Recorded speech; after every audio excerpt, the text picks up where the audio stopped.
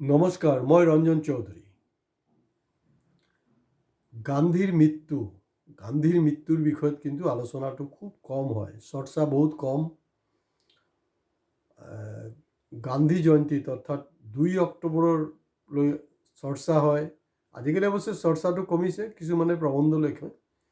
ময়ো এটা সময়ত প্ৰতিদিনত যেতিয়া গান্ধীৰ ওপৰত লিখিছিলোঁ, লিখোঁতে কিন্তু এটা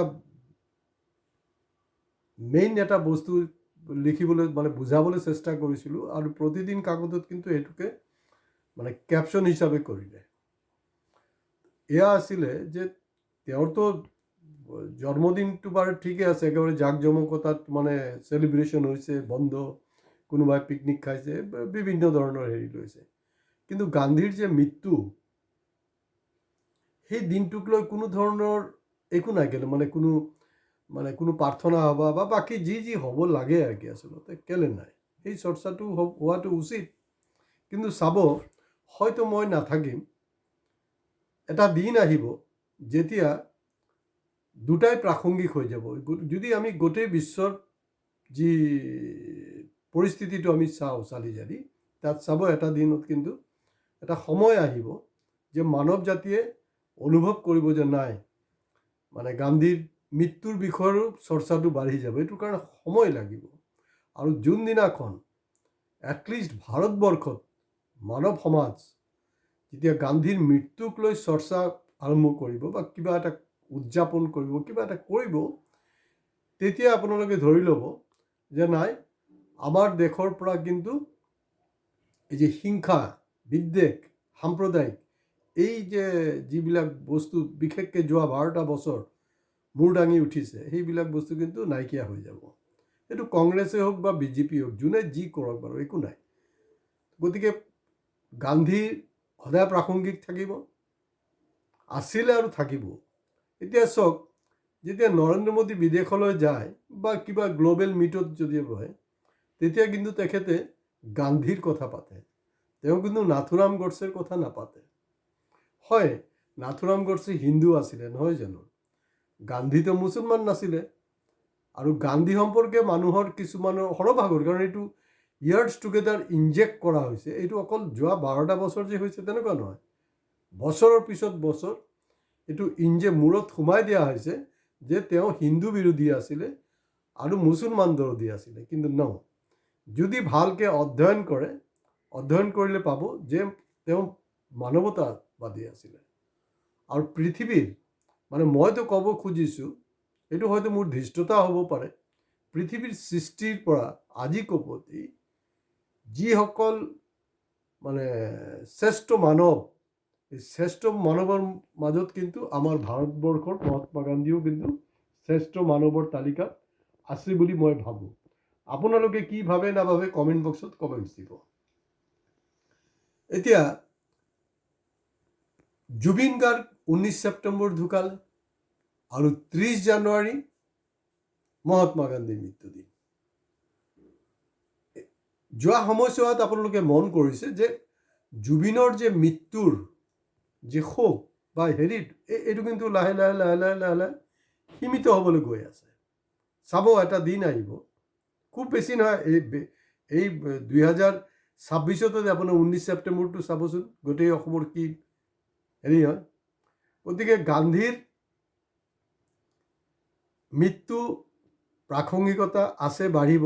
আৰু অসমৰ ক্ষেত্ৰতো জুবিনৰ যে জুবিনৰ মৃত্যুটো কিন্তু ইণ্টাৰেষ্টিং হ'ল, যিসকল অভিযুক্ত, তাৰমানে নতুনকৈ আপুনি কোনো মুছলমান কেৰেক্টাৰ তাত সোমাব নোৱাৰিব, যিসকল আটাইকেইটাই কিন্তু হিন্দু।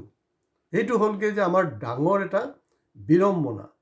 তাৰমানে গান্ধীৰ মৃত্যু আৰু জুবিনৰ মৃত্যু আশে পাশে থকা মানুহৰ চক্ৰান্তৰ ফলতে সেই গোটেই বস্তুটো কিন্তু হ'ব পাৰিছে। যদি ওচৰ পাজৰ থকা মানুহখিনি, চিনাকি মানুহখিনি যদি সঁচাকৈ চাথ দিয়া হ'লে, না জুবিনৰ মৃত্যু হ'লে হয়, না গান্ধীৰ মৃত্যু হ'লে হয়।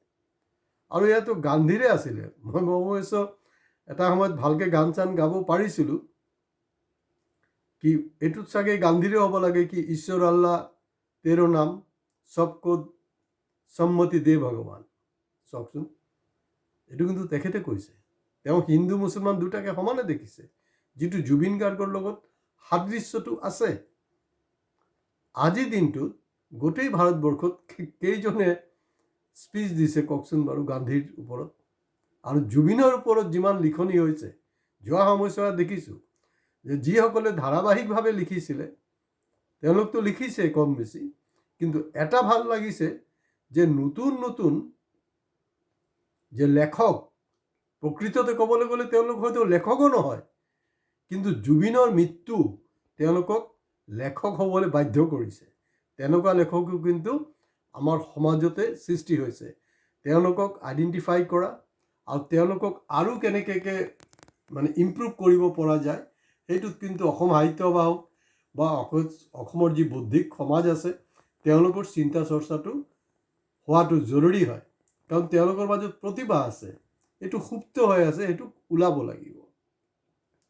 গান্ধী আৰ মই এইটো কাৰো কম্পেয়াৰ কৰা নাই, কিন্তু হয় গান্ধীৰ মৃত্যুৰ পিছত কিন্তু অকল ভাৰতবৰ্ষৰ গোটেই বিশ্ব কঁপি উঠিছিলে। আৰু ঠিক জুবিনৰ মৃত্যুত বিশ্বত ক'ৰবাত কিবা এটা হৈছে, কিন্তু মই এটলিষ্ট ডাঠি ক'ব পাৰোঁ গোটেই ভাৰতবৰ্ষৰ কিন্তু এটা জোকৰণিৰ সৃষ্টি হৈছিলে, যিটো কাৰণে চৰকাৰ আজিকো প্ৰতি হলঠেকত আছে। আৰু তেওঁলোকে বিভিন্ন কায়দা বিভিন্ন মেকানিজমত সময়বিলাক পাৰ কৰি আছে। আৰু সদায় জানিব যে যিমানেই হত্যা হয়, হত্যাত কিন্তু সদায় যে ওচৰৰ যিবিলাক মানুহ, ওচৰৰ মানুহবিলাকত ক'ৰবাত না ক'ৰবাত এটা হতাশা আছে। বহুতে জগৰীয়া কৰে গান্ধীক যে দেশ ভাগৰ কাৰণে নেকি তেওঁ দায়ী। এইটো আপোনালোকৰ ভুল ধাৰণা। তেওঁ কেতিয়াও মনে প্ৰাণে বিচৰা নাছিলে, কিন্তু পৰিস্থিতি এনেকুৱা হ'ল। আৰু দেশ ভাগৰ পিছত আপোনালোকে ষ্টাডি কৰিলে পাব যে দেশ ভাগৰ পিছতে কিন্তু তেওঁৰ যোনটো স্বাস্থ্যৰ যি অৱনতি, সেই অৱনতি কিন্তু লাহে লাহে লাহে লাহে হেৰি হ'বলৈ ধৰিলে। আৰু তেওঁ মানে জীয়াই থাকিবলৈ মন নাইকিয়া হৈ গৈছিলে। আৰু তেওঁ যদি সঁচাকৈ হিন্দু বিৰোধী হয়, তেওঁৰ লাষ্ট যোনটো মুখৰ পৰা ওলাইছিলে এয়া আছিলে, হে ৰাম হে ৰাম। ৰাজেশ খান্নাৰ মৃত্যুৰ আগমুহূৰ্তৰ লাষ্ট ডায়লগটো কি আছিলে জানোনে? Pack up. আৰু জুবিনৰ পৰাতো আমি একো শুনিবই পৰা নাই, এইটো আমাৰ দুৰ্ভাগ্য। তো গতিকে অনুভৱ চবেই কৰে, কম বেছি চবেই অনুভৱ কৰে, আৰু তেওঁৰ প্ৰাসংগিকতা থাকিব। আৰু আটাইতকৈ ডেঞ্জাৰ বস্তুটো হ'ল, মই কৈছোঁ আৰম্ভণিত যোনটো মই কৈ আছিলোঁ যে এই যে এটমিক ৱাৰ্ডৰ বিকল্প কিন্তু একমাত্ৰ মহাত্মা গান্ধী। এতিয়া আমাৰ এই মোদী ডাঙৰীয়া কি হয়, ইণ্ডিয়াত ধৰি লওক এক ধৰণৰ কথা পাতে, তেওঁ যেতিয়া বিদেশলৈ যায়, বিভিন্ন হেৰি কৰে, গ্ল'বেল মিটত বহে, তেতিয়া কি বুলি কয় জানেনে? তেখেতে কয় উই শুড থিংক গ্ল'বেলি। ঠিক আছে, কিন্তু মোদী তাত কয় সেইবিলাক কথা আন্তৰ্জাতিক মঞ্চত, উই শুড থিংক গ্ল'বেলি। কিন্তু ভাৰতবৰ্ষৰ কথাটো হ'ল যে মই অকল মোৰ মিত্ৰ যি শিল্পপতি আছে তেওঁলোকৰ কাৰণেহে চিন্তা কৰিম। তো এইটো হ'লগৈ ডিফাৰেঞ্চ। কোনো গান্ধী হ'ব নোৱাৰিব। গান্ধী ইজ গান্ধী। গান্ধী যদি মোদীৰ হ'বলৈ আছে, তেতিয়াহ'লে যি ধৰণৰ চিম্পুল ড্ৰেছত গান্ধী আছিলে, যি ধৰণৰ তেওঁৰ লাইফষ্টাইল আছিলে, তাৰ কমচে কম 50% আপুনি মেইনটেইন কৰক, তেতিয়া আমিও মানি ল'ম। আৰু অহা দিনবিলাকত মই সেইটোও কৈ দিছোঁ যে যদি 400 পাৰ হৈ যোৱা হ'লে এই যে আমাৰ টকাত যে আপোনাৰ গান্ধীৰ ছবিটো আছে নহয়, সেইটোও কিন্তু নাইকিয়া হৈ যাব। নমস্কাৰ, আজি ইয়াতে শেষ কৰিছোঁ। ভিডিঅ' ভাল লাগিলে শ্বেয়াৰ কৰিব, লাইক কমেণ্টছ আৰু হয় ছাবস্ক্ৰাইব কৰিবলৈ প্লিজ নাপাহৰিব।